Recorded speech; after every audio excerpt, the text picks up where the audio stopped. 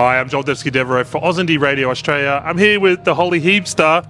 That's me. Hi, guys. So, as a radio announcer, your song Hat Hair was on our top 15 for a while. I don't know if you remember. Do you know how many times, because there's 4 H's, and that was Holly Hebe with Hebe Hat Hair. That song has been a part of the OzInDi staple since we've started, because we've only been around for 3 months. So awesome. Hat is so good. Oh, thank you so much. Thanks for playing it on the radio too. That's like such a big help for emerging artists. And I think the thing I've loved about the most, because I used to talk about Hat Hair a lot, what I've found interesting is the amount of artists that we've talked to since coming down to Big Sound. Oh yeah, who are you looking forward to seeing? They always say you. Oh. They always say you. That's scary. I saw there was someone doing nails or something. They talked to that person. Yes, lovely Walter at Co-Nails. Well, she talked to Lottie McLeod and she said, "Who are you looking forward to?" And she said, "Oh, you as well." So that's so nice. Well, thanks. Lottie's awesome. Is this your first Big Sound? My first Big Sound, yeah, as an artist, which is exciting. I was here 2 years ago playing keys for another amazing artist, Talia. So it was good to have a taste of it then, but not sort of be super in it. I saw a TikTok recently from an artist from Adelaide, Alessia. I don't know if do you know Alessia? So cool. Yeah. Well, she was talking about the breakdown costs of recording music. Do you relate with that kind of costs with your music? It can be like a bit of a long road. Totally. I definitely relate to that. I think it can be really overwhelming when you've got this big vision and then there's so many roadblocks in the way that are almost unfair in a way, because it's just so dependent on your circumstances.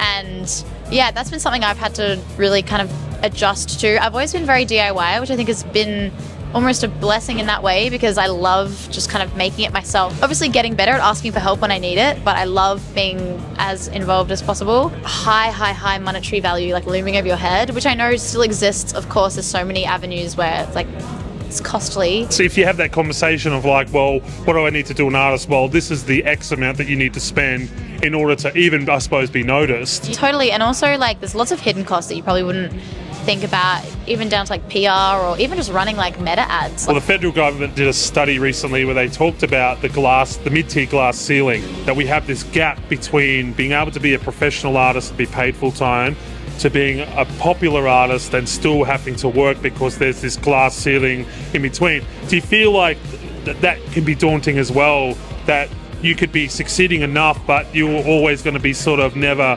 getting past that glass ceiling? Yeah, that's definitely something that goes through my mind a lot. I feel I think about where is this leading for me, and as much as I don't like to put too much pressure on myself and just enjoy what's happening at the moment, which I think I've really settled into that quite well at the moment. I'm loving what's happening, but that's always going to be in the back of my mind. It's okay, yeah, there's always going to be maybe a limitation.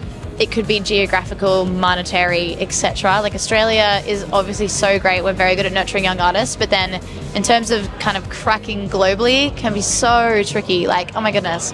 And that can also be a bit of a glass ceiling. It's okay, maybe you can conquer Australia, but then trying to branch out of that can be so tricky.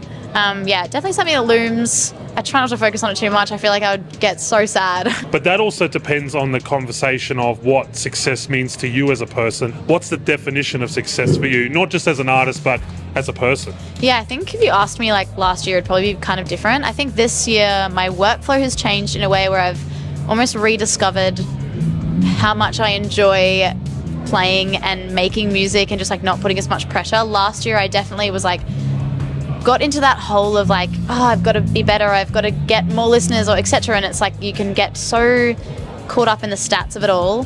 But this year I think the love of it has overshone that, which is so nice, because I feel it can take some time to get to that place, and it's it wanes and it doesn't always stay like that. But I think success at the moment for me is just still enjoying it and just remembering why I'm doing it. I love it. Okay, you ready for the hard questions? Yes, give it to me. The real hard ones?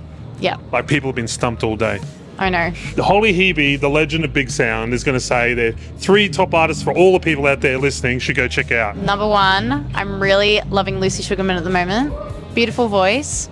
Number 2, Jay Kira. He's a really cool rapper. I'm not usually I'm not a rap girl, but yeah. Number 3, I'll have to say Remedy. Okay. Yeah, she's so cool. I really admire her vocals, and she's also an amazing rapper. Oh, nice. 2 rappers. Yeah, that's really strange to me, but I feel like it's Melbourne. You get like such a taste for it. I used to play some keys for some hip hop artists and rappers. Cool. So like really opened my world. All right, now you have to do synchronized dancing. Ready?